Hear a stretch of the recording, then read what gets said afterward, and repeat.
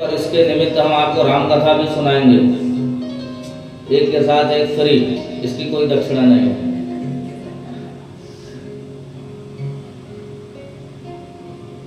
माता जी ने कहा कि भागवत जी पर नोट चढ़िए, इसको उठा लो, खिसक जाएगा। हमें रामलला का दर्शन ऐसे नहीं हो सकता है, इसके पहले हमें भगवान शिव की कृपा चाहिए। रामचरितमानस उठा करके पढ़ लीजिए, सबसे पहले भगवान शिव का चरित्र है, उसके बाद भगवान राम का। रामचरित्र को समझना है, भगवान शिव को समझना होगा। जब तक आप भगवान शिव को नहीं समझेंगे, राम जी को समझने वाले नहीं है, कहीं भी बात समझ में नहीं आएगी।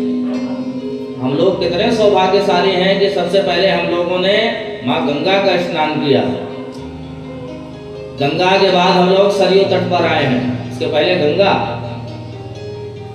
उसके बाद भगवान विश्वनाथ का दर्शन किए। काशी में न जाने कौन सी गली में भगवान भूत भावन घूमते हुए हमें मिल गए हों, किस वेश में। शिवः काशी शिवः काशी, काशी काशी शिव शिव। ग्रंथों में कहा है शिव ही काशी है, काशी ही शिव है, कोई भेद नहीं है उसमें। भगवान शिव के त्रिशूल पर विराजमान है। प्रलय काल में सब कुछ समाप्त हो जाता है, पर काशी का बाल बांका भी नहीं होता, अखंड है, एक जगह महाराज स्थापित रहती है। और हम लोग किसके घाट पे गए थे? मणिकर्णिका घाट, जिसको एक दिन जाना ही है उस घाट पर। तो आप लोगों ने अर्थियों के दर्शन किए। एक माता जी कह रही यहाँ ठंडी नहीं है, लेकिन जड़ा बंदा ठंडा हो गया, उसके दर्शन बहुत हुए उठे। यहाँ तो हमें ठंडी नहीं लगी, पर न जाने कितने अर्थियों के दर्शन हुए। शुभ माना गया है, यात्रा शुभ है, मंगल है। कहीं कठिनाई आई बताओ? हम लोग कितने परेशान थे कि अयोध्या कैसे पहुंचेंगे, और कैसे बस में हम लोग सोते हुए आए। भाई हमें तो जरा भी कष्ट नहीं हुआ। धन आएगा जाएगा, बात धन की नहीं है, बात हमें है कि हमें यह अवसर प्राप्त कैसे हुआ है। न जाने हम लोग बीमारियों में कितने पैसे महाराज दे डालते हैं, इधर उधर हो जाते हैं। हमारे बच्चे ही न जाने कितना पैसा बर्बाद कर देते हैं। पर सतमार्ग में आज हम लोग जो बैठे हैं, ये नोट हो रहा है यमराज के यहाँ, इतने लोग अयोध्या में विराजमान हैं। पाप पुण्य का लेखा जोखा वहां सब लिखा जा रहा है डायरी में। आप जो आज करके जाएंगे वही आपको कल मिलेगा। तो मैं आपसे निवेदन कर रहा था, जब तक आप भगवान शिव को नहीं जानेंगे, तब तक आप भगवान राम को जानने वाले नहीं हैं। जरा सी भी बात समझ में नहीं आएगी। और राम जी को हम समझेंगे कैसे? जब भक्त बन जाएंगे। भक्त आप कैसे बनोगे? जब भगवान शिव की उपासना करोगे। रामचरितमानस के उत्तरकांड का 45वां दोहा है।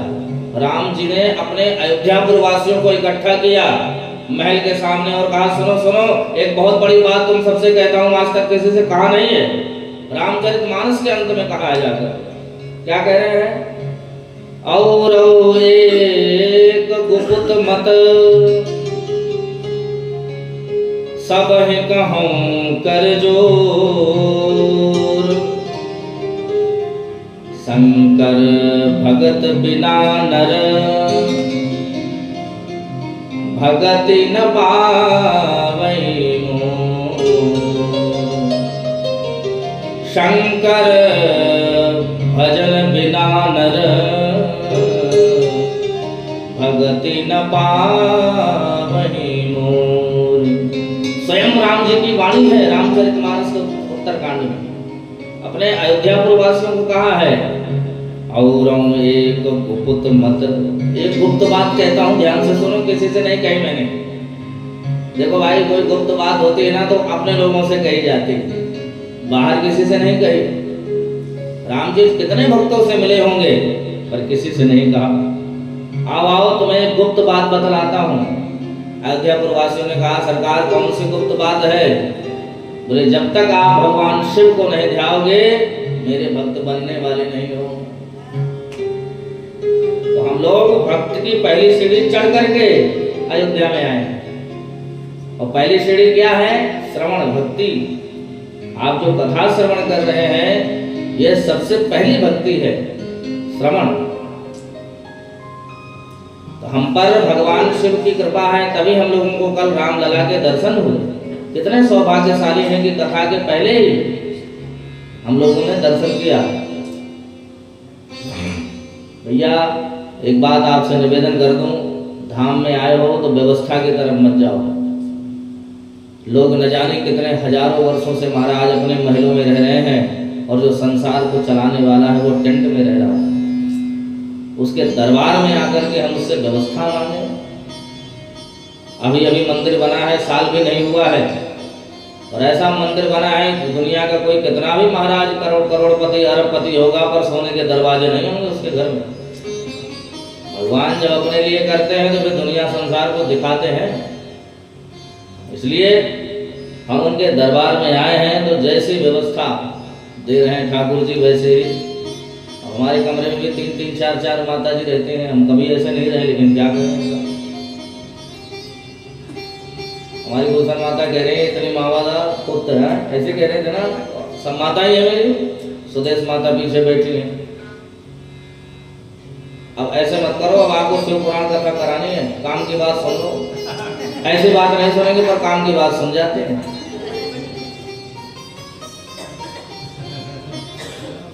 इसलिए अब हम लोग यहाँ से 2 को संपन्न होगी कथा, 2 को जाएंगे, 3 को पहुंच जाएंगे, और 3 से हमारी कथा लुधियाना में है। उसके बाद फिर जयपुर में गुप्ता जी के यहाँ है 19 से 25। उसके बाद फिर लुधियाना में है।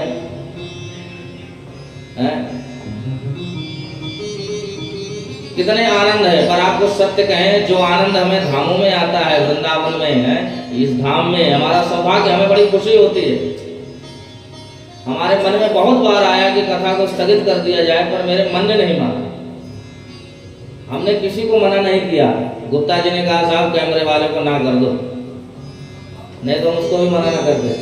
क्यों मना करें भैया, कार्यक्रम फाइनल है। मना करने में पीछे से लोग पता नहीं क्या क्या कहते हैं। अभी 2-4 दिन पहले कहो तो उल्टा सीधा भी महाराज कहते हैं। इसलिए हमने किसी को ना नहीं किया। मैं कहा जो आ रहा है आने तो देखा जाए। बाकी राम जी महाराज सब करने वाले हैं, उनके दरबार में बैठे हैं, किसी प्रकार की कमी नहीं होगी। तो हम लोग भगवान शिव की कृपा से इस अयोध्या धाम में विराजमान हैं। श्रीमद् वाल्मीकि रामायण में लवकुश जी ने बड़ा सुंदर महाराज अयोध्या की महिमा का गायन किया है। अयोध्या क्या है, कहां से प्रकट हुई, किसने प्रकट किया? श्री मनु जी महाराज बहुत हजारों वर्ष तपस्या की। भगवान को जब याद किए तो भगवान ने कहा क्या चाहते हो? बोले साहब आपका दर्शन चाहता हूं और आपसे कुछ मांगना चाहता हूं। सीधे वैकुंठ में बुला लिया। जैसे ही वैकुंठ में पहुंचे तो मनु महाराज ने कहा कि प्रभु आपका धाम चाहता हूं, जैसे ही आपका ये धाम। तो भगवान ने कहा बिल्कुल दिया, मैं अपना हृदय ही आपको प्रदान करता हूं, लो ले जाओ। मनु जी महाराज जैसे ही भगवान का हृदय ब्रह्मद्रव है लेकर के आए महाराज, पृथ्वी पर जैसे ही स्थापित किया, पृथ्वी महाराज सहन न कर सके। भगवान से प्रार्थना करें कि प्रभु आपका हृदय है, आपका विग्रह ये धाम है। ये त्रेता की कथा है और भगवान के जन्म के पूर्व की कथा है। और पृथ्वी माता सहन नहीं कर पा रहे हैं, कुछ कृपा करिए। तब भगवान ने महाराज अपना सुदर्शन चक्र घुमाया और स्थापित सुदर्शन चक्र पर किया इस अयोध्या नगरी को। तो ये अयोध्या कहां पर स्थापित है? भगवान नारायण के चक्र पर विराजमान है। चक्र पर ही क्यों विराजमान हुई?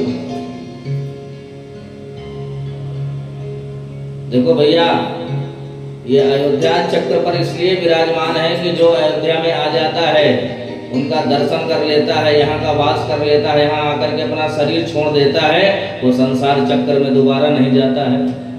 भगवान उसे संसार चक्र से छुड़ा देते हैं महाराज, अपने धाम को बुला लेते हैं। जब अयोध्या प्रकट हुई, चक्र पर विराजमान है, तो भगवान के पास चक्र नहीं था, क्या करे? दुष्टों का संहार करना है तो कैसे करें?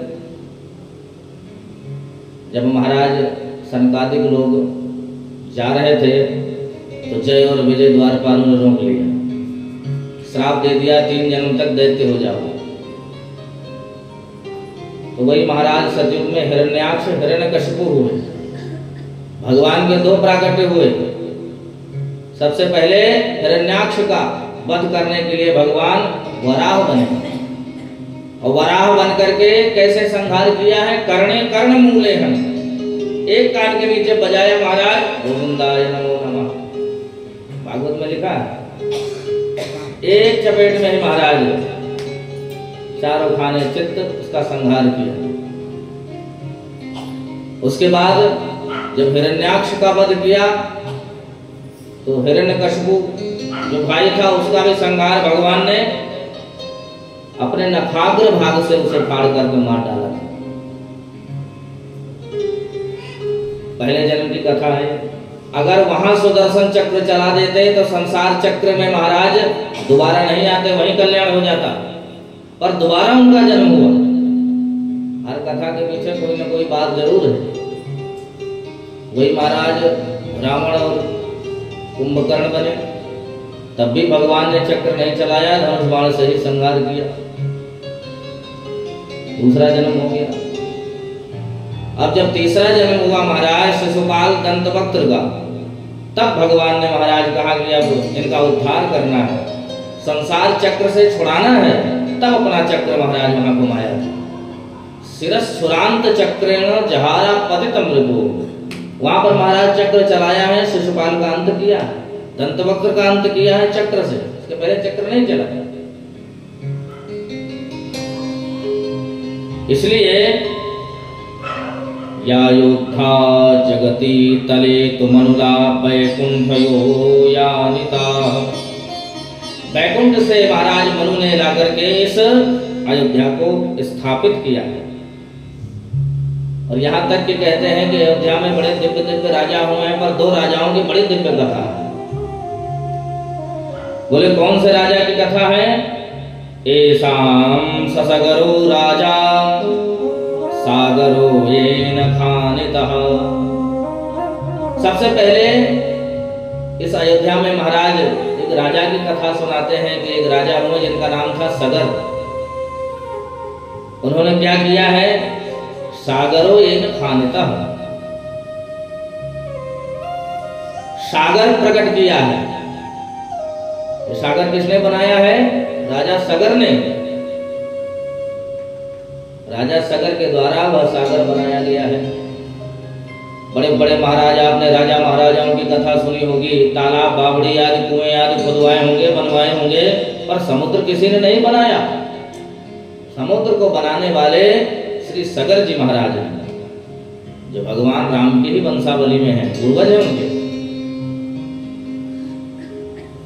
आगे महाराज दूसरे राजा हैं जिनका नाम है इक्ष्वाकु।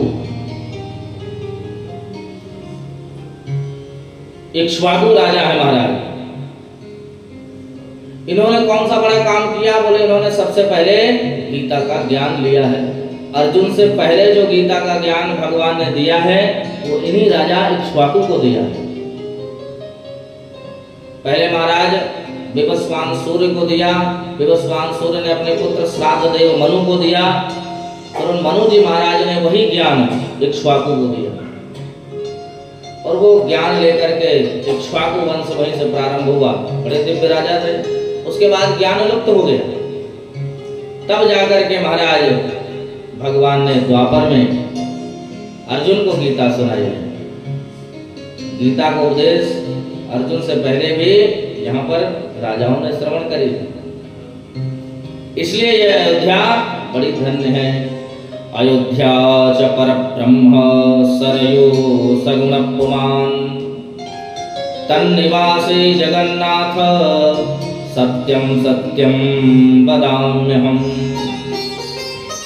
अयोध्या भगवान परब्रह्म का ही स्वरूप है। ब्रह्म का स्वरूप क्या है? आनंद। अभी आप श्रवण करेंगे। हम लोगों के अंदर पंच तत्व हैं, चित जल पावक गगन समीरा, पर भगवान के अंदर कोई तत्व नहीं है। ब्रह्म क्या है? बोले आनंद। उससे ऊपर कुछ नहीं है और उसके बाद भी कुछ नहीं है। इसलिए इस अयोध्या में सरयू के तट पर महाराज हम आए हैं, तन निवासी। और कहते हैं कि जो सरयू के तट पर निवास करता है वो महाराज जगन्नाथ जी का स्वरूप हो जाता है। बोलो जगन्नाथ भगवान की। तो सरयू के तट पर रहने वाला तन निवासी जगन्नाथ, वो जगन्नाथ स्वरूप में परिणत हो जाता है। इतनी महिमा है सरयू में, जगन्नाथ स्वरूप में हो जाता है। सत्यम सत्यम वदाम्यहम्।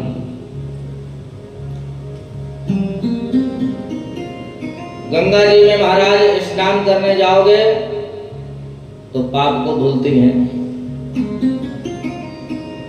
और सरयू जी में स्नान करने से क्या मिलता है? भगवान मिलते हैं यहाँ। गंगा यमुना आदि नदियों से कहीं से ज्यादा महिमा महाराज इस अयोध्या की है। पूरे भारत में 64,000 तीर्थ हैं। एक दिन मैं इसमें विचार कर रहा था, अगर व्यक्ति एक एक मिनट में भी दर्शन करे तो नहीं कर सकता है। कितने तीर्थ हैं पूरे भारत में? 64,000 पद्म पुराण में लिखा है।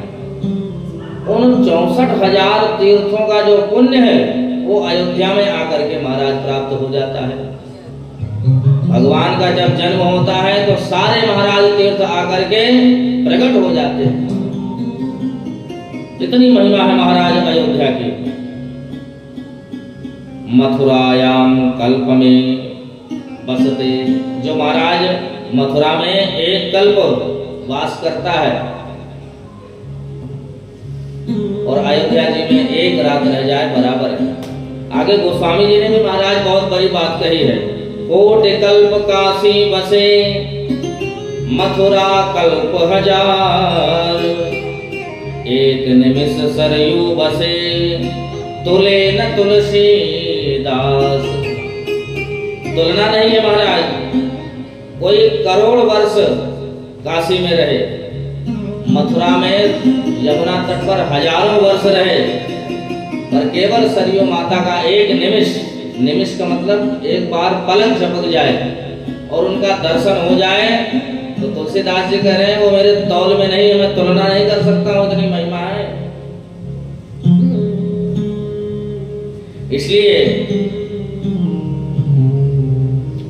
मां सरयू के तट पर भगवान के पादारविंद से मां गंगा प्रकट हुई है। ब्रह्मा जी के कमंडलों में जाकर के जब चरण प्रक्षालन किया था वामन भगवान का, तो कमंडलों से जाकर के महाराज वही अलकनंदा भागीरथी गंगा है। सरयू माता कहां से प्रकट हुई? हम लोग जिस तीर्थ में आए हैं पहले उस तीर्थ की महिमा को जाने। कथा तो आप लोगों ने बहुत बार सुनी है। माता सरयू का प्राकट्य कहां से हुआ है? किसने महाराज प्रकट किया है? ब्रह्मा जी ने हजारों वर्ष तपस्या करी, 10,000 वर्ष तपस्या करी ब्रह्मा जी ने भगवान ने। भगवान के महाराज अश्रुओं से प्रेमाबिंदु छलक पड़े, आंख से अश्रुपात होने लगा प्रसन्नता के, खुशी में। जैसे ही महाराज आंख से जल प्रवाहित हुआ तो तुरंत मनु जी महाराज प्रकट हो गए। मनु महाराज ने कहा हमारे पितामह ब्रह्मा जी की तपस्या से भगवान इतने प्रसन्न हुए कि उनकी आंखों से बिंदु छलक पड़ी है। उन असुरों को लेकर के महाराज जाकर के एक कुंड में स्थापित किया। उस कुंड का नाम है मानस सरोवर, मानस सरोवर। और उस कुंड में जब स्थापित किया तो वहीं से मां सरयू का उद्गम स्थल प्रारंभ हुआ है। मान सरोवर से ही माता सरयू का उद्गम स्थल है। बोलो सरयू मैया की।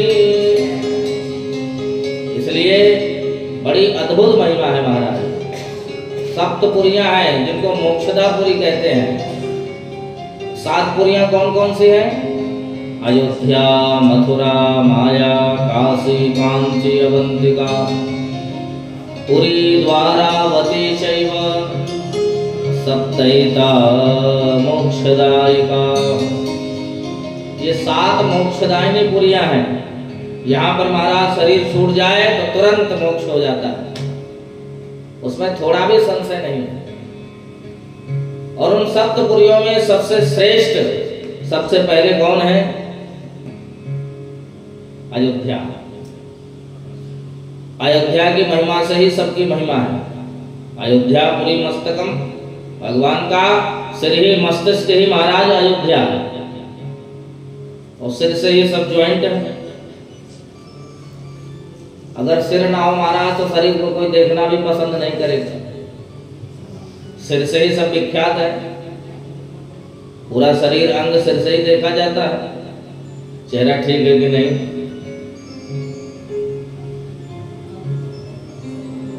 तो अयोध्या भगवान का सिर है, मस्तिष्क है।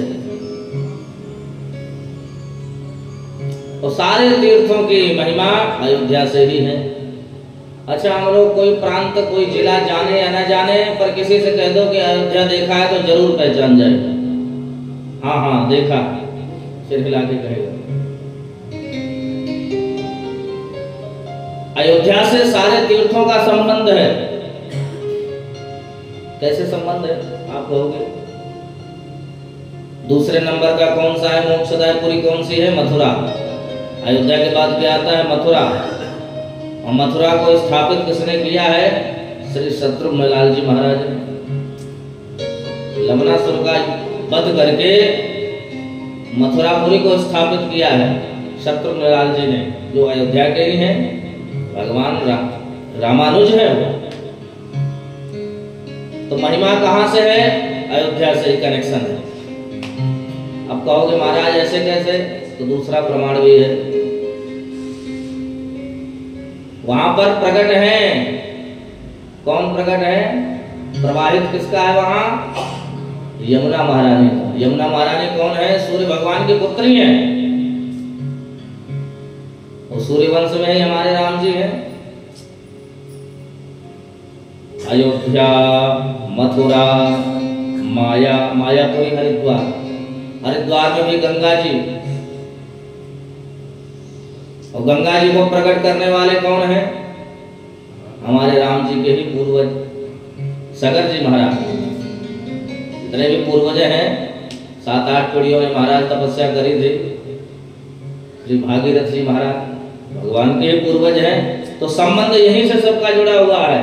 अयोध्या में भी जो गंगा, मायापुरी हरिद्वार में जो गंगा मैया है, उसका संबंध भी अयोध्या से है। अयोध्या, मथुरा, माया, काशी। काशी में भी गंगा जी हैं। और काशी में कौन है? भोले बाबा हैं, जो निरंतर महाराज राम नाम में डूबे रहते हैं। तो हमारे राम जी का ही नाम लेकर के तो सब तर रहे हैं। भगवान शिव कहते हैं कोई कितना भी जीवन में पाप किया हो, लेकिन अंत समय अगर उसने एक बार राम कह दिया है तो मेरा है, मेरी जिम्मेवारी बनती है। भगवान विश्वनाथ ने अपने कोतवाल को खड़ा कर रखा है कि तुम्हारी जिम्मेदारी है सब। कहीं भी आप पाप करोगे तो उसका लेखा जोखा महाराज यमराज जी के पास है। और काशी में अगर आपने कोई पाप पुण्य किया है तो वो कोतवाल साहब के हाथ में है। ये हमारे भगवान विश्वनाथ जी कहते हैं। इसलिए विश्वनाथ जी की महिमा त्रिभुवन में है महाराज। विश्वनाथ मम नाथ पुरारी, विश्वनाथ मम नाथ पुरारी, विश्वनाथ मम नाथ पुरारी, विश्वनाथ मम नाथ पुरारी। त्रिभुवन महिमा वेद तुम्हारी, त्रिभुवन महिमा वेद तुम्हारी, त्रिभुवन महिमा वेद तुम्हारी, त्रिभुवन महिमा वेद तुम्हारी।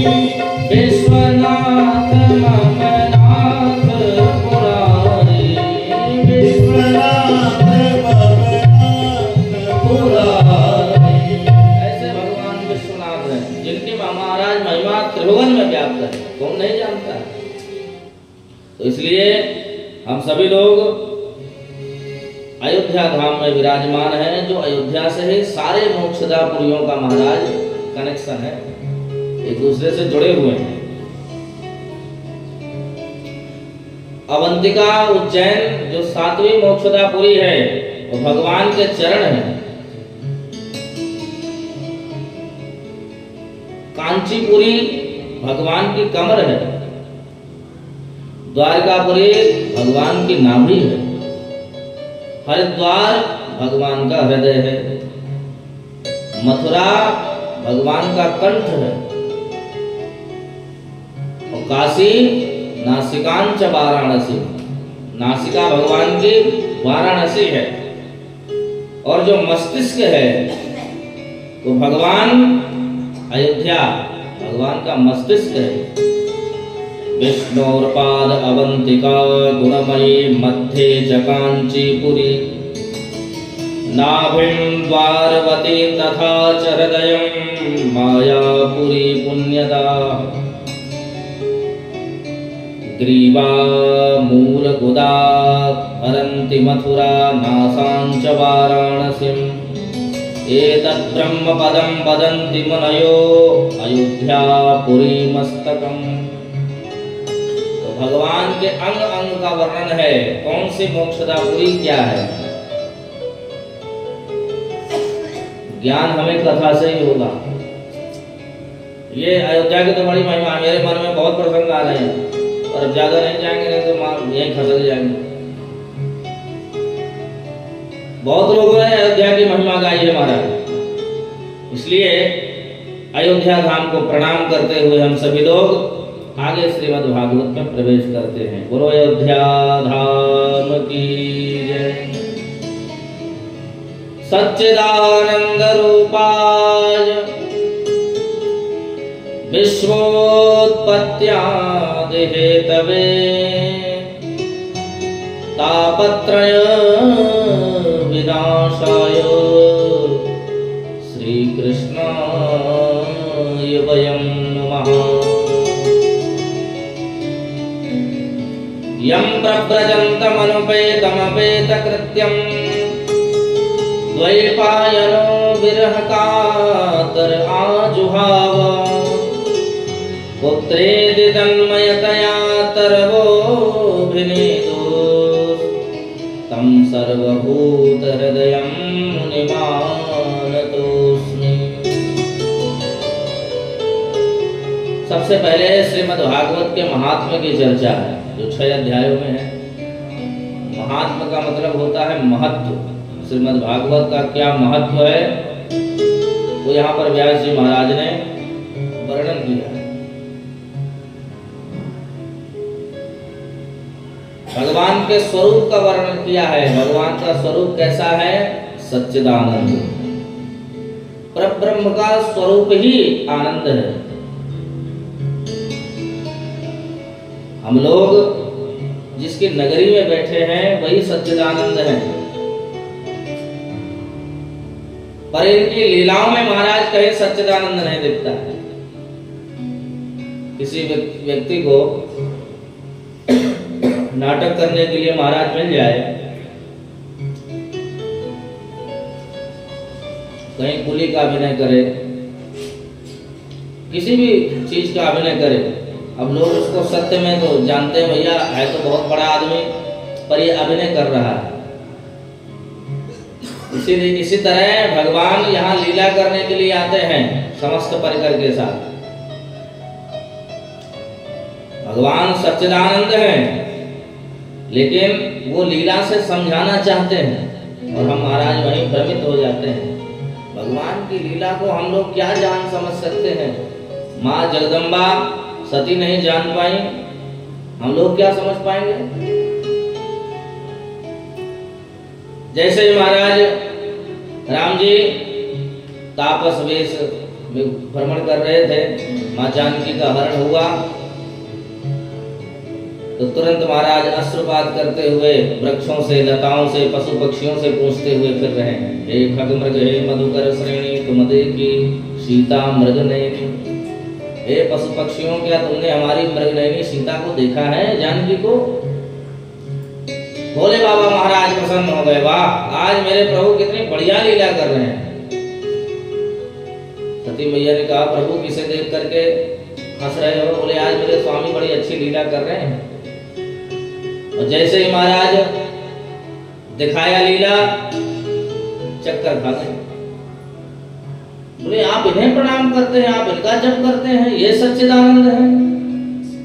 अरे ये तो अपनी पत्नी के विरह में रो रहे हैं, कहीं से भी आनंद नहीं दिख रहा है मुझे। बोले नहीं देवी, ये तो लीला कर रहे हैं, वैसे तो ये सच्चिदानंद ही है। अब हम उस लीला को जानेंगे कैसे? कथा के माध्यम से। भरद्वाज जी के आश्रम में जब महाराज भोले बाबा पहुंचे माता सती को लेकर के, तो तुरंत भरद्वाज जी ने महाराज खड़े होकर के सम्मान किया, हाथ जोड़ करके प्रणाम किया भोले बाबा। वहीं पर संदेह हो गया, अरे कथावाचक प्रणाम कर रहा है हमारे स्वामी को, ये हमें क्या कथा सुनाएगा? लेकिन कथा की महिमा क्या है ये भोले बाबा जानते हैं। भोले बाबा से अच्छा ना कोई कथावाचक है ना कोई श्रोता है। अगर कथा सुनी होती महाराज तो आज लीला को समझ जाते। सुनी महेश परम सुख मानी, केवल भोले बाबा ने ही कथा सुनी, भवानी ने नहीं सुनी। बोले हमें विश्वास नहीं हो रहा है कि ये सच्चिदानंद है। बोले बाबा ने भी कह दिया कि जाओ, जो तुम्हारे मन से संदेह हो तो अपने जाए परीक्षा ले, जाकर के परीक्षा ले लो। जैसे महाराज जानकी का स्वरूप लेकर के पहुंची हैं, तुरंत राम जी महाराज ने प्रणाम किया है। कहाँ वृषकेतु? बोले बाबा कहाँ है, कहाँ फिर रही हो भवानी माता? तुरंत महाराज अवाक रह गए कि अभी अभी 2 मिनट पहले रो रहे थे और मुझे कैसे पहचान गए, मैं तो सीता के वेश में हूँ। ऐसे हैं भगवान सच्चिदानंद, सतघन चितघन आनंद घन। कार्य क्या है? विश्व का पालन सृजन संग्रहण। विश्व को बनाने वाले भी हैं, पालन पोषण करने वाले भी हैं, विनाश करने वाले भी हैं। और इनकी चरण शरण ग्रहण जो कर लेता है महाराज, तापत्रय विनाशाय। 3 प्रकार के ताप होते हैं, दैहिक दैविक भौतिक ताप। दैहिक दैविक भौतिक ताप। दैहिक दैविक भौतिक ताप। दैहिक दैविक भौतिक ताप। राम राज का वो नहीं व्यापा, राज का वो नहीं व्यापा। दैहिक दैविक भौतिक ताप। दैहिक दैविक भौतिक ताप। ये 3 प्रकार के ताप हैं, दैहिक दैविक और भौतिक। इन त्रितापों का शमन हो जाता है जो भगवान के चरण शरण ग्रहण कर लेता है। श्री कृष्णाय वयम नमः, श्री राधा कृष्णाय वयम नमः। श्री जी के साथ वृषभानुनंदनी श्री राधा रानी को भी प्रणाम किया है। गुरु बरसाने वाली की। श्री शुकाचार्य जी महाराज को प्रणाम किया है। नैमिषारण्य की पावन भूमि में सूत जी महाराज व्यास गद्दी पर विराजमान हैं, 16 वर्षीय हैं। 88,000 ऋषि महाराज विराजमान श्रोता समुदाय के मध्य में। जो शौनक ऋषि हैं वो प्रधान श्रोता हैं, प्रश्न करते हैं और बड़ी विनम्रता पूर्ण प्रश्न करते हैं। देखो भैया, किसी से अगर कुछ लेना है तो विनम्र होना पड़ेगा। विनम्रता से बहुत कुछ प्राप्त हो जाता है। ज्ञान में बड़े हैं, सब कुछ जानते हैं। अब आप लोग हमने बहुत बार भागवत कथा सुन ली, अब क्यों सुने? शौनक जी सब जानते हैं, सब सुन रखा है, पढ़ रखा है, लेकिन फिर भी घोर कलिकाल आ रहा है। ये बहुत बड़ा समाज के लिए दिया है कि जितने भी समाज में होंगे उनका कल्याण कैसे होगा संसार का। दूरदृष्टि से महाराज देख लिया था।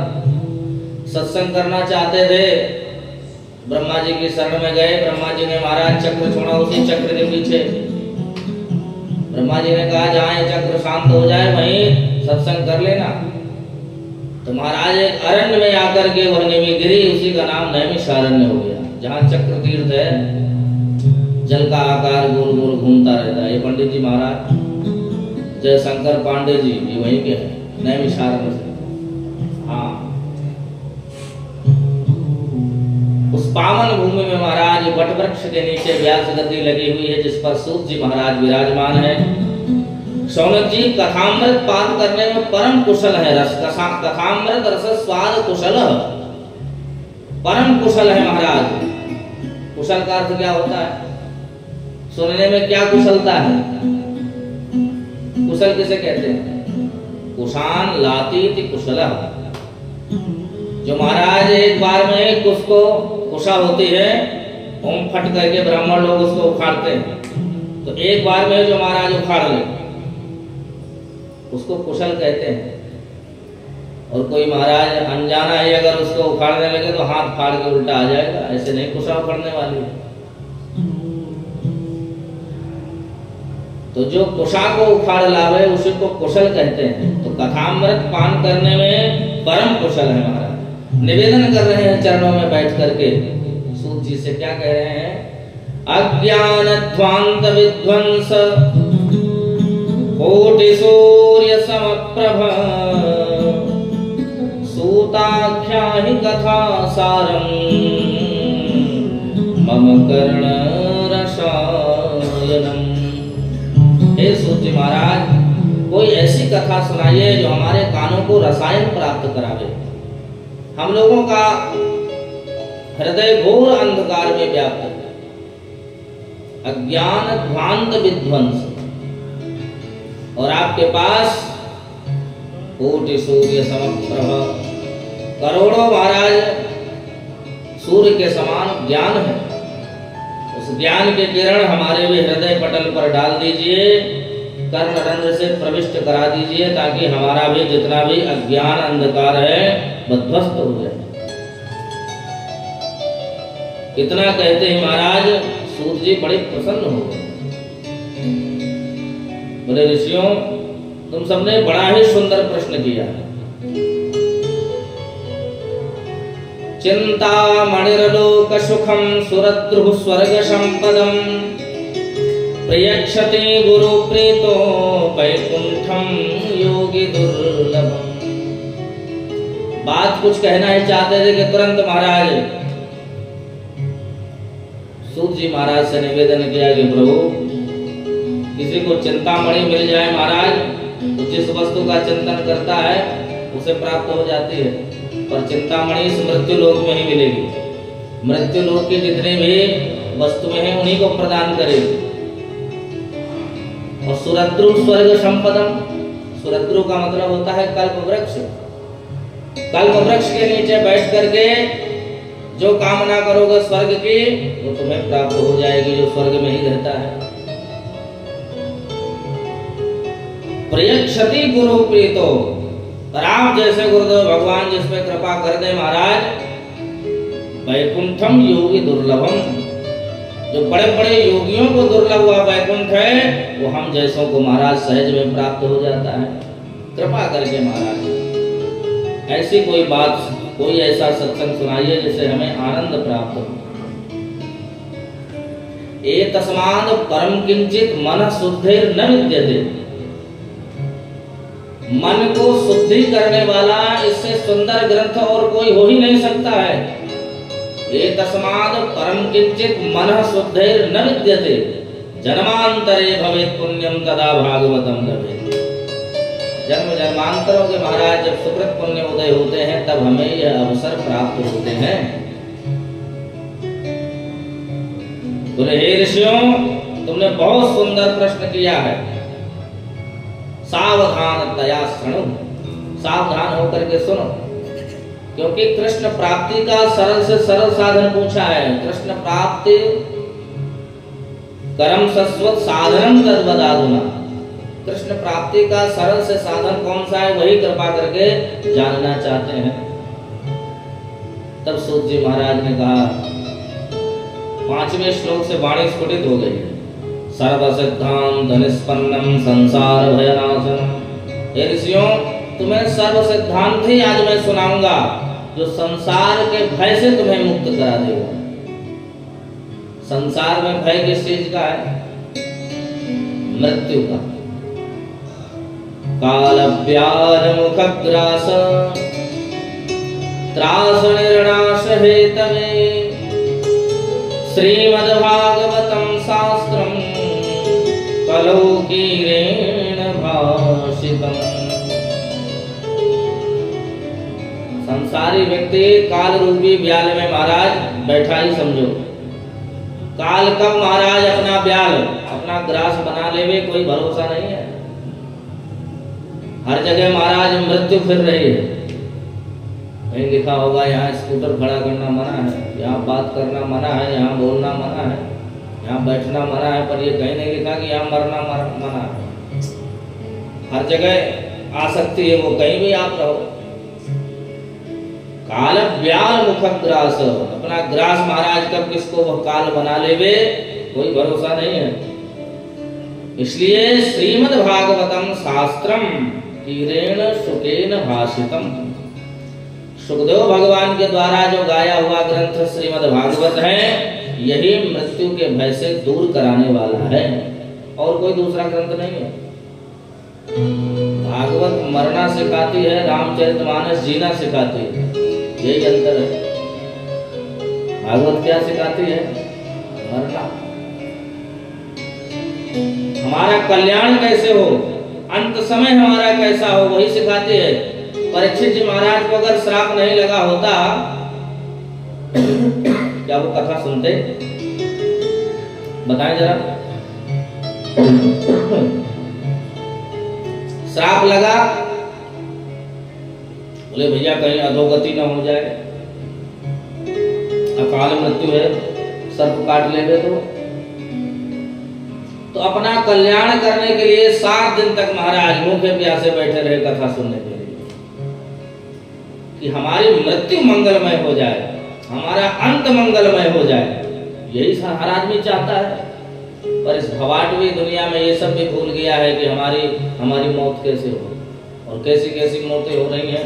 कोरोना आया था महाराज, कैसे भयभीत करा दिया हर व्यक्ति को, पता ही नहीं चलता था। अरे हमारे पंडित जी थे गुड़गांव में, अभी लगभग 2 महीने पहले की बात है। हमारे भैया हैं देवकी भैया, उनके बड़े भाई, 35 साल उम्र थी मुश्किल से। उन्होंने अपना मंदिर गुड़गांव में बनाया था, काफी कुछ उन्होंने बढ़िया से ठाकुर जी की कृपा से बनाया अपना घर वर। और सुबह 5 बजे ब्रज के रहने वाले भगोसा से गोवर्धन के पास प्रातः काल 5 बजे उठे। अभी 2 महीने पहले घटना है। उठे महाराज और जैसे बाथरूम में मंदिर खोलना था तो नहाने के लिए गए। कहते साहब जैसे ही अंदर प्रवेश किए साइलेंट अटैक आ गया, वहीं गिर गए। 2 घंटे बॉडी पड़ी रही, पता ही नहीं चला किसी को। बच्चे परिवार रहता था। अब वो उठे, जब बाथरूम में गए देखे महाराज बाहर के लोगों ने खटखटाया कि मंदिर अभी नहीं खुला, क्या बात है। अक्टूबर की लीला है, 16-17 अक्टूबर की बात है। अभी काम कैसे चला जा रहा है। उस व्यक्ति ने कितनी मेहनत करी होगी। 2 बच्चे हैं बेचारे भी, छोटे छोटे 5-6 साल के। जिन्होंने अपना बाप खो दिया महाराज। और बिना बाप की जिंदगी कैसे होती है?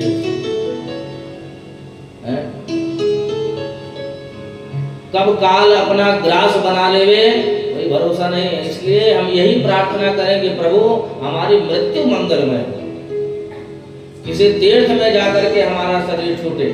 पहले के जमाने में जब अंत समय व्यक्ति का आता था तो वो तीर्थों की तरफ भागता था, बनारस काशी की तरफ भागता था, अयोध्या की तरफ भागता था कि किसी तीर्थ स्थान पे हमारा शरीर पूरा। तो जब महाराज परीक्षित को श्राप लगा, सब कुछ छोड़ करके शुभ तीर्थ की भूमि पर महाराज गंगा तट पर पहुंच गए हैं। बड़े बड़े ऋषि महर्षि विराजमान हैं। सुखदेव भगवान ने जैसे ही कथामृत पान करना प्रारंभ किया, तुरंत महाराज देवता अमृत का कलश लेकर के आ गए। सुधा कुंभम गृहीत्वैव देवास्तत्र समागमन। और महाराज सुखदेव भगवान के आगे रख दिया अमृत का कलश। महाराज ये अमृत परीक्षित को पिला दो, अमर हो जाएगा। और आप जो भागवतामृत सुनाने जा रहे हो वो हमें पिला दो, हमें सुना दो। भागवत सुनने की वस्तु नहीं है, पीने की वस्तु है। कल आप सुनेंगे पिबत भागवतम रस माधुर्य। रस कानों में तो डाला नहीं जाता। ये कान क्या है? दोने हैं। दोने में भर भर के महाराज पियो उन रसों को। रसो वैसा भगवान रस स्वरूप है। तो यह अमृत हमें पिला दीजिए। और यह अमृत जो लाए हैं हम स्वर्ग से, ये परीक्षित को पिला दीजिए। विचार करने लगे, इस अमृत के लिए महाराज देवासुर संग्राम हुआ था। एक बार तो कादू विनिता में महाराज होड़ हुई। बहुत बड़ी कथा है महाभारत की। अपनी माँ को गरुड़ जी महाराज अपनी माँ को दासित्व से मुक्ति दिलाने के लिए घोर संग्राम किया इंद्रादि देवताओं के साथ उस अमृत के लिए। आज वह अमृत देवता अपने आप देने के लिए चले आए। स्वकार्य कुशलासुरा, बुरे देवता बड़े मतलबी हैं, अपना कार्य करने में बड़े कुशल हैं। महाराज मना कर दिया। शांति से आकर के बैठ करके कथा सुनते तो क्या सुनाते नहीं कथा। अब यहाँ आकर के महाराज सौदाबाजी कर रहे हैं, सौदागर बन के आए हैं। कोई महाराज केंद्रीय मंत्री का कोई सचिव आकर के कहे कि चलो साहब बढ़िया से हमारे दिल्ली में संसद भवन में आप कथा सुनाना। बड़े बड़े महाराज मंत्री एमएलए आपकी कथा सुनेंगे। तो ऐसा कौन सा कथावाचक होगा महाराज जो लालच में न जाए। पर इतना बड़ा लालच देने के बाद भी दो टूक मना कर दिया। वो महिमा है श्रीमद् भागवत की। अमृत दीर्घ जीवी बनाता है, भागवतामृत दिव्य जीवी बनाता है। अगर आदमी को अमर ही हो जाए तो कितने साल तक महाराज अपने शरीर से भी उब जाएगा।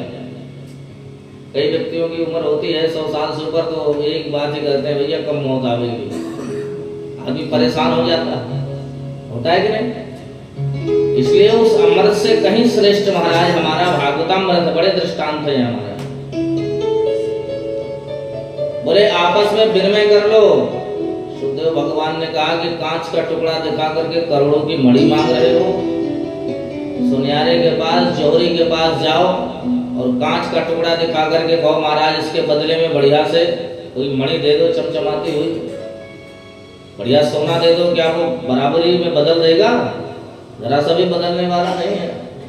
तो न ददौ स कथामृतम, कथामृत नहीं दिया और फटकार करके भगा दिया।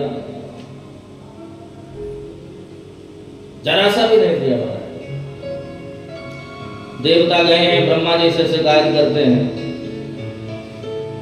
कहते हैं कि महाराज हम अमृत लेकर के गए थे परीक्षित को पिलाने के लिए और हमें सुखदेव जी ने भगा दिया डांट करके, कथा भी नहीं सुनने दी।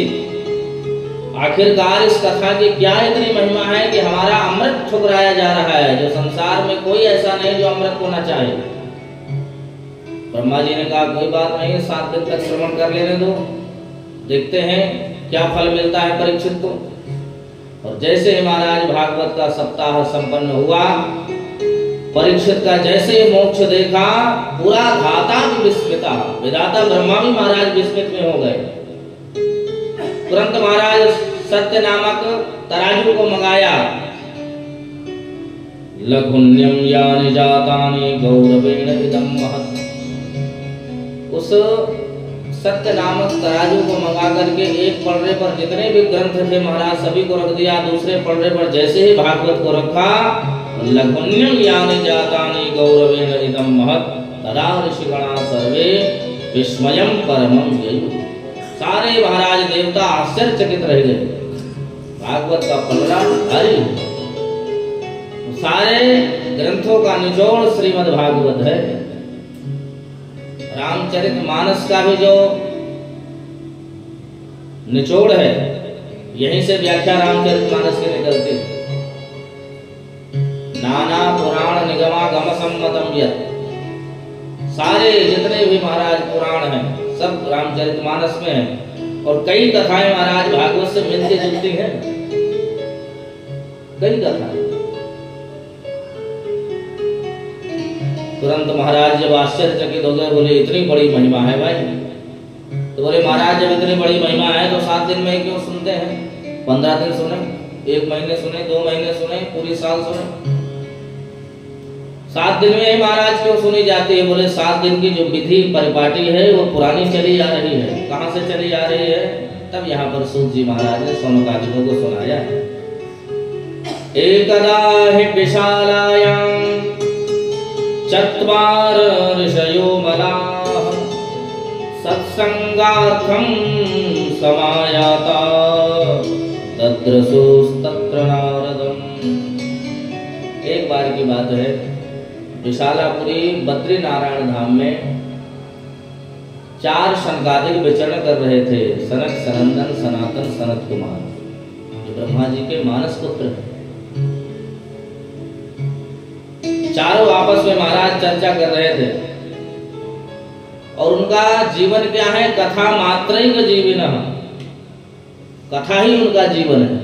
एक व्यास गद्दी पर बैठ जाता है तो 3 महाराज श्रोता बन करके सुनने लगते हैं। उनमें से एक महाराज बैठ जाता है तो दूसरा सुनने लग जाता है, सुनाने लग जाता है। और कथा का प्रभाव ऐसा है कि जरायुष्मान न बाधते, बुढ़ापा आया ही नहीं। पंच सहाय संयुक्ता पूर्वे सामपि पूर्वजा, 5 वर्ष से कभी 6 महीने के नहीं हुए और सब बापों के बाप हैं माना। 5 से 6 साल के नहीं हुए।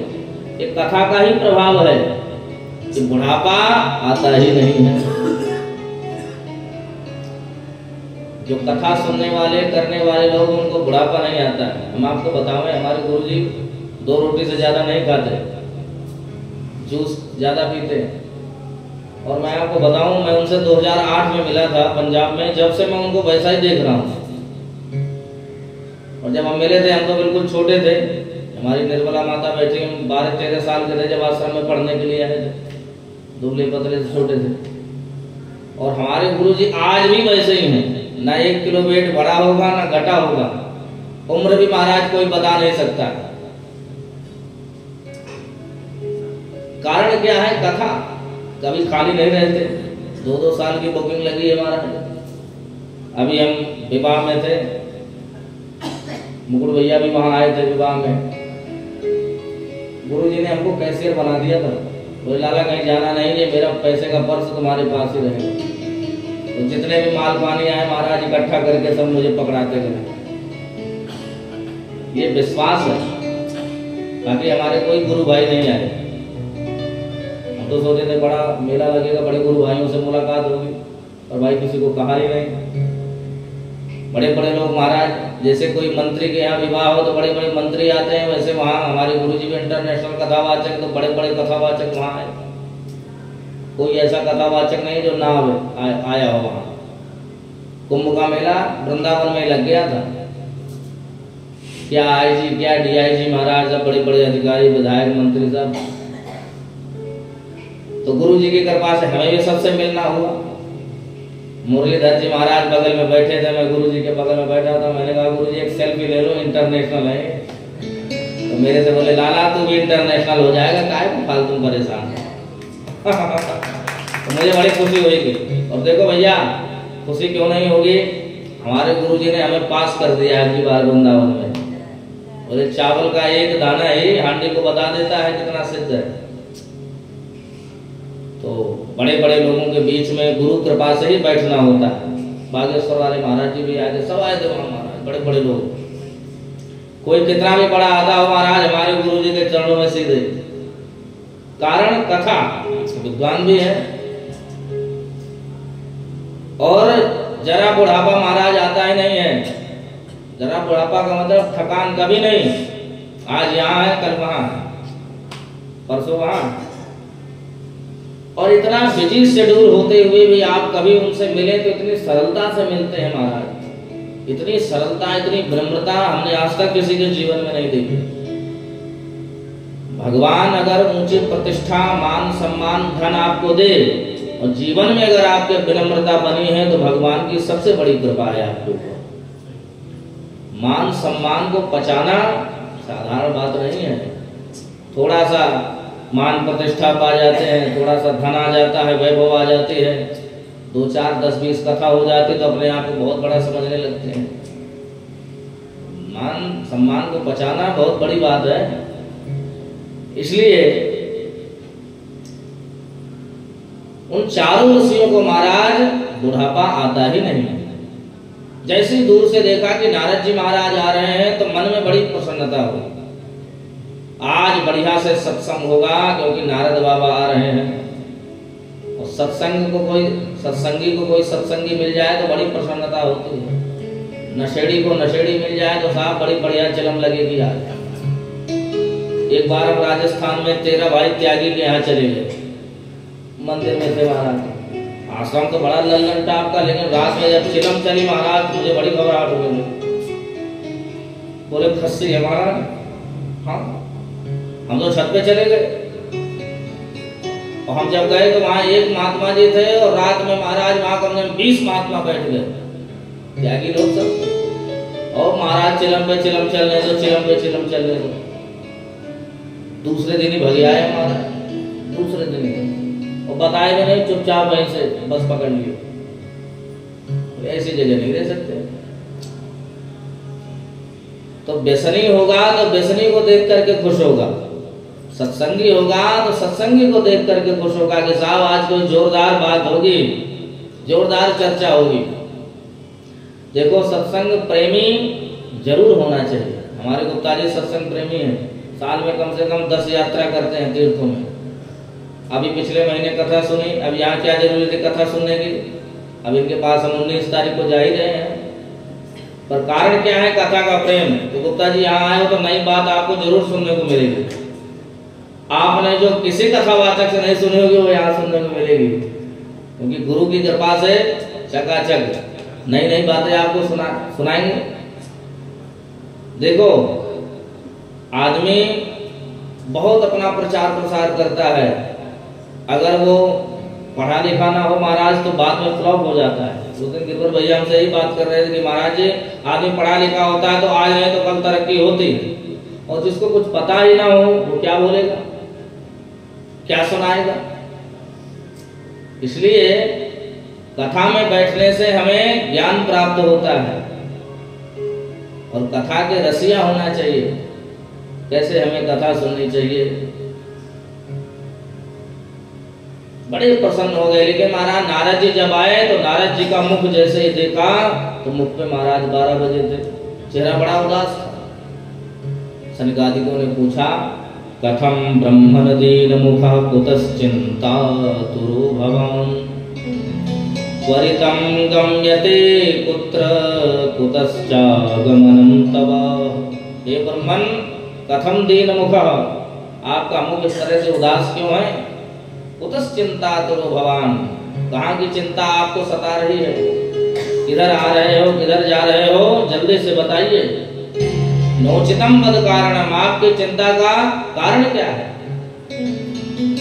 आपने तो अपना चेहरा ऐसे बना रखा है जैसे करोड़ों की संपत्ति आपकी लूट ली गई हो, और संतों के पास महाराज जो धन है उसे कोई लूटने वाला नहीं है। निर्धन सब संसार है, धनवंता नहीं कोई। धनवंता सोई जानिए, जग राम नाम धन हो। वास्तविक में संपत्ति तो राम नाम की है, और आपके पास ऐसी कौन सी संपत्ति थी महाराज जो इस तरह से मुख बना रखा है? बोले महाराज आप चारों ऋषियों को ही मैं ढूंढ रहा था, बहुत परेशान हूँ। क्या परेशानी है? बोले महाराज मैं सत्संग की इच्छा से धराधाम पर गया, मुझे कहीं भी सत्संग नहीं मिला। अरे धराधाम पर गए तो तीर्थों में चले जाते। बोले महाराज तीर्थों में गया हूँ। कौन कौन से तीर्थ में गए हो? तो नारद जी महाराज ने समस्त तीर्थों का वर्णन कर दिया है। पुष्करम च प्रयागम च काशीं गोदावरीं तथा हरिक्षेत्रम कुरुक्षेत्रम श्रीरंगम सेतुबंधनम। इन सभी क्षेत्रों में महाराज में गया। सबसे पहले देवगुरु पुष्कर, तीर्थ गुरु पुष्कर की शरण में गया। तीर्थों के गुरु कौन है? पुष्कर। वहां पे मुझे महाराज सत्संग नहीं मिला। बड़े बड़े क्षेत्रों में गया हूं।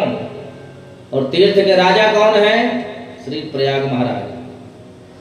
प्रयागम तीर्थ नायकम। सारे तीर्थों के राजा कौन है? श्री प्रयागराज महाराज हैं। जब प्रयाग का मेला लगता है माघ का, अब आ रहा है, सारे महाराज तीर्थ एकत्रित हो जाते हैं। माघ मकर गत रवि जब होई, तीर्थ पद ही आव सब कोई। देव धनुज नर किन्नर श्रेणी, देव धनुज किन्नर, न जाने कौन कौन महाराज अपना वेशभूषा बदल करके उस तीर्थराज प्रयाग में डुबकी लगाने के लिए आता है। सूर्य भगवान जैसे मकर संक्रांति पर जाते हैं, मकर राशि पर संक्रांति हो जाती है, सारे महाराज तीर्थ अपने आप आने लगते हैं, क्योंकि तीर्थों के राजा है महाराज। क्या सुरम्य महाराज त्रिवेणी का क्षेत्र। त्रिवेणी माधवम सोमम भारद्वाजम च वासुकिम, वंदे अक्षयवटम शेषम प्रयागम तीर्थनायकम। ये प्रयाग के तीर्थ हैं। त्रिवेणी माधव भगवान का मंदिर गली में है, दारागंज के पास। भारद्वाज जी का महाराज आश्रम है। वासुकी नाग वासुकी है। भारद्वाजम च वासुकिम, वंदे अक्षयवटम शेषम। अक्षयवट है जहां पर कुछ भी मांगो तो क्षय नहीं होता, अक्षय, ऐसा वह अक्षयवट। ऐसी पवित्र भूमि महाराज। वहां भी गया, मुझे कहीं सत्संग नहीं मिला। काशी में आया, कुरुक्षेत्र गया, पर कहीं भी मुझे मन को शांति नहीं मिली। बोले क्या हो गया भैया? संतों के पास चले जाते, तीर्थों में गए थे। बोले महाराज संतों के पास भी गया, पाखंड निरता संतः विरक्ता सपरिग्रहा। मैंने तीर्थों में जितने भी संत देखे सब पाखंडी होते चले जा रहे हैं। कैसे? बोले महाराज ये आश्रम किसका है? बोले त्यागी जी महाराज का है। ये बच्चे किसके हैं? बोले ब्रह्मचारी जी महाराज के हैं। ये हल्ला कहाँ मच रहा है? मौनी बाबा के आश्रम में मच रहा है। विपरीत बातें हर जगह हो रही हैं, इसलिए मुझे कहीं शांति नहीं मिली। मैं महाराज गृहस्थों के यहाँ चला गया। गृहस्थों के यहाँ भी तरुणी प्रभुता के श्याल को बुद्धिदायक, कन्या विक्रयण लोभात दंपति नाम च कलकनम। घर गृहस्थियों में महाराज कन्याओं का क्रय विक्रय हो रहा है। आपस में महाराज भयंकर क्लेश हो रहे हैं, लड़ाइयां हो रही हैं। मेरे मन को कहीं भी शांति नहीं मिली। जब मेरे मन को कहीं शांति नहीं मिली तो तुरंत महाराज मैं वृंदावन आ गया। बोलो वृंदावन धाम के। तत्राश्चर्यं मया दृष्टं श्रूयतां तन्मुनीश्वराः। जैसे ही मैं वृंदावन आया तो वहां पर भी मैंने एक आश्चर्य देखा। क्या देखा? बोले एक युवती सुंदर सी बैठी हुई है, उसकी गोद में 2 वृद्ध लेटे हुए हैं। तमाम युवतियां महाराज पंखा कर रही हैं। जैसे ही मैं पास में गया, मैंने सोचा भैया पास में जाऊं, कहीं ये स्त्रियों का समुदाय है, ये ना कह रहे बाबा जी कहाँ घुसे चले आ रहे हैं, जाना ठीक नहीं। विचार कर ही रहा था महाराज। विचार करके जैसे ही मैं मुड़ा न जाने के लिए, तो तुरंत उस देवी ने मुझे आवाज लगा दी, भो भो साधो क्षणं तिष्ठ मच्चिंतामपि नाशयः। हे साधु, हे महात्मन, क्षणा रुक जाइए, क्षणं तिष्ठ, एक क्षण के लिए रुक जाइए। मेरी चिंता का कारण है, उसका शमन करिए। नारद जी महाराज ने कहा, कहो देवी जी क्या बात है, कौन सी चिंता आपको सता रही है? कस्त्वम, कौन है आप? वद देवी सविस्तारम स्वस्य दुखस्य कारणम। आपके दुख का कारण क्या है, कृपा पूर्वक बताइए। तब महाराज भक्ति महारानी ने अपना परिचय दिया है। सबसे पहले, अहम भक्ति रीति ख्याता इमौ में तनयो मतौ ज्ञान वैराग्य नामानौ काल योगेन जर्जरो। महाराज मेरा नाम है भक्ति, भक्ति के नाम से मैं संसार में विख्यात हूँ। ये दोनों जो बालक पड़े हुए हैं बुढ़े, ये मेरे ही पुत्र हैं, इनका नाम है ज्ञान और वैराग्य। महाराज नारद जी महाराज ने तुरंत सिर पे हाथ रख लिया कि भैया पहली बार देख रहा हूँ कि माता जी जवान और बेटे बुढ़े। देवी जी ये हालत आपकी हुई कैसे? तब भक्ति महारानी ने कहा, उत्पन्ना द्रविणेशाहम वृद्धिम कर्नाटके गतिम। द्रविड़ देश में मैं उत्पन्न हुई, कर्नाटक में महाराज पली बड़ी, वृद्धि थोड़ा सा बड़ी हुई। क्वचिन क्वचिन महाराष्ट्र, महाराष्ट्र में कहीं कहीं मेरा पूजन हुआ। गुर्जरे जीर्णताम गता, जैसे गुजरात में हुई गई, जीर्ण शीर्ण हो गई महाराज। आज मर जाऊं कल मर जाऊं कोई पता नहीं। जैसे ही मैंने वृंदावन का स्मरण किया, वृंदावन जैसे ही आई महाराज, वृंदावनम पुनः प्राप्य नवीनेन स्वरूपिणी, नवयौवन संपन्न हो गए। पर मेरे जो बच्चे हैं ये महाराज बुढ़े हो गए हैं, ज्ञान और वैराग्य। इसीलिए मैं दुखी हूँ महाराज।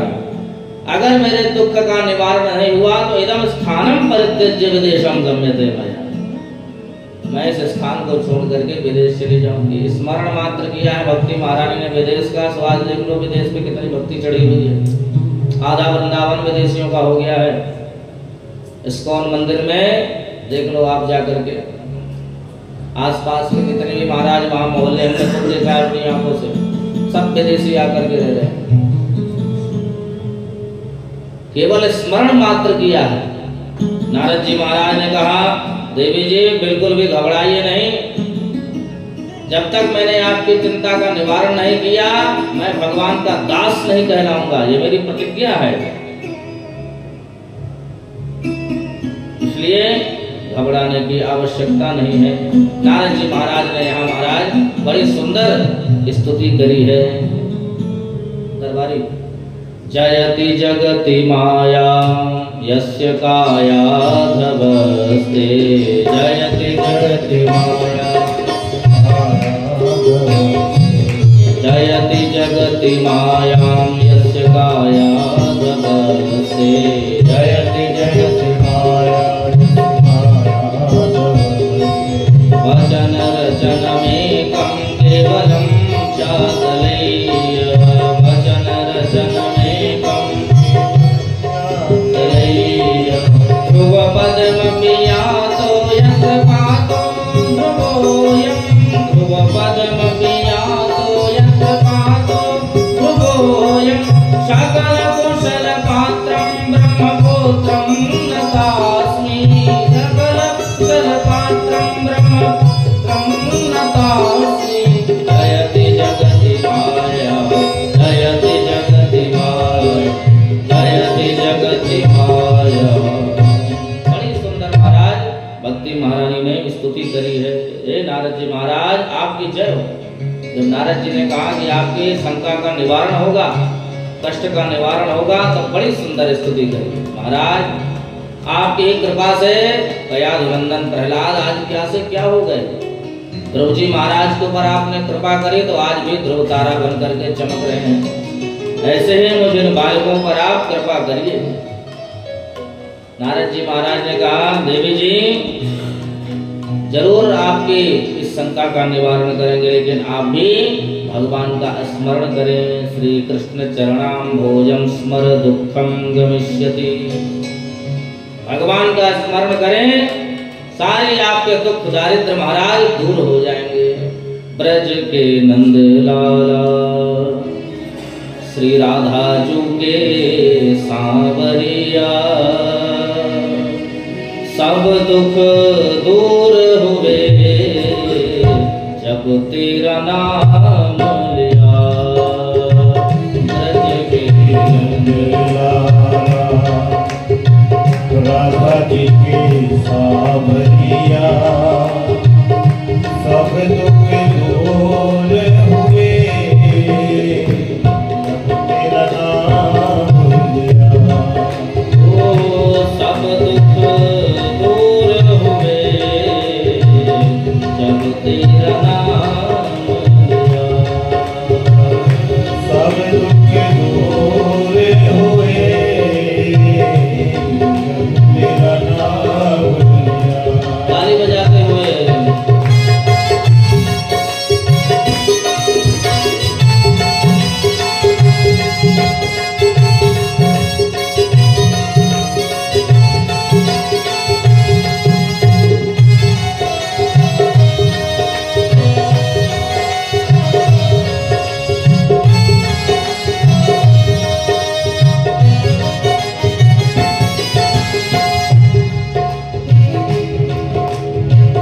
मेरा पुकार तुम्हें गिरधर गोपाला। मेरा पुकार तुम्हें गिरधर गोपाला। बन गया अमृत में विष का भरा प्याला। बन गया अमृत में किसका भरा प्याला।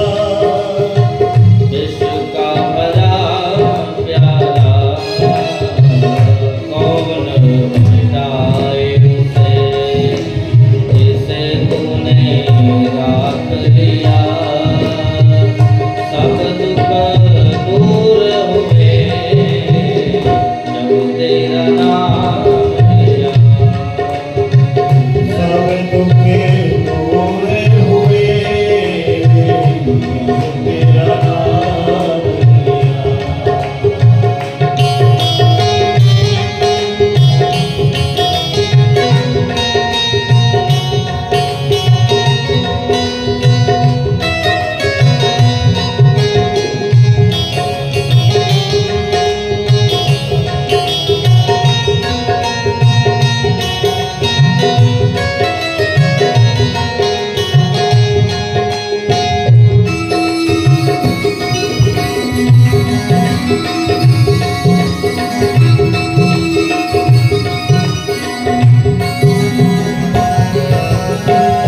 जब तेरे गोकुल में आई विपदा भारी। जब तेरे गोकुल में आई विपदा भारी। एक इशारे पे सारी विपदा टारी। एक इशारे में सारी विपदा टारी। सारी विपदा टारी। मुड़ गया गोवर्धन जिसे तूने उठा लिया। सब दुख दूर हुए जब तेरा नाम लिया।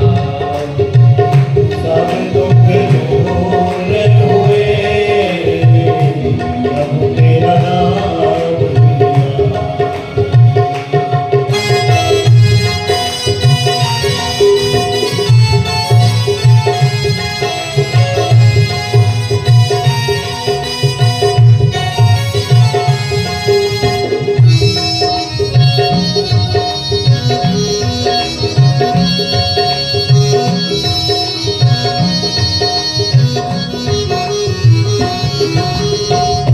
नैनों में श्याम बसे मन में बनवारी। नैनों में श्याम बसे मन में बनवारी। सुध बिसराय गई मुरली की धुन प्यारी।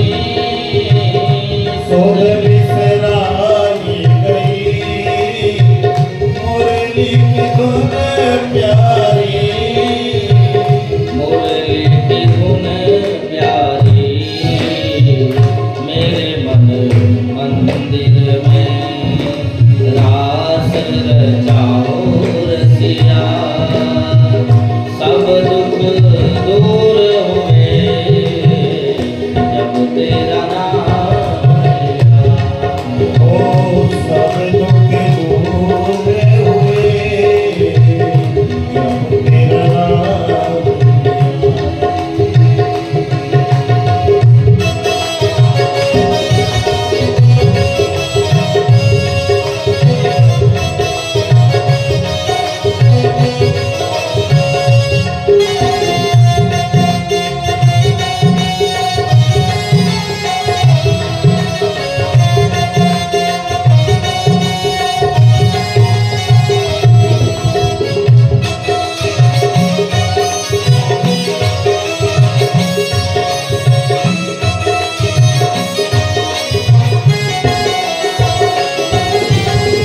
देख रहे हो तुम मेरे दुखड़े सारे। देख रहे हो तुम मेरे टुकड़े सारे।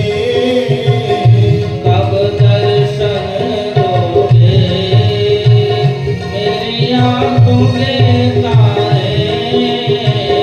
कब दर्शन दोगे मेरी आंखों के तारे।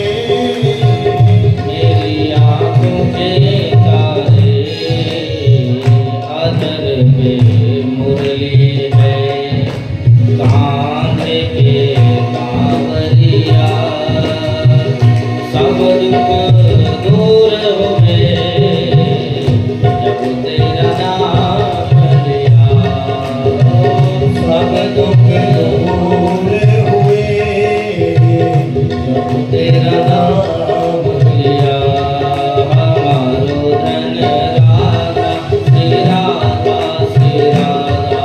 हमारो धन राधा श्री राधा श्री राधा।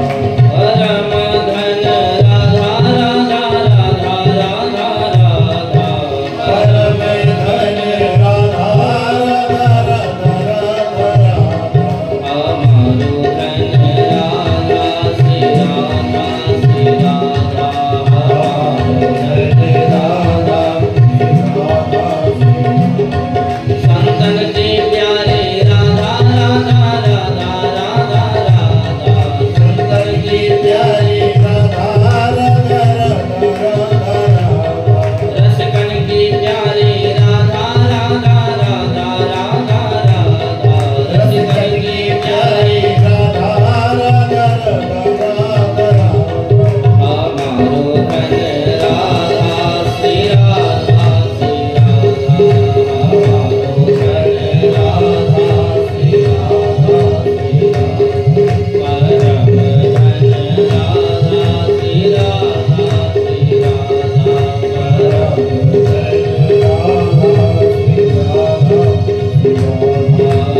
राधा श्री राधा श्री राधा। बोलो बरसाने वाली की मोहन प्यारे की बंसी वाले की। श्री सीताराम जी महाराज की। श्री हनुमान जी महाराज की। श्री सरयू मैया की। श्री अयोध्या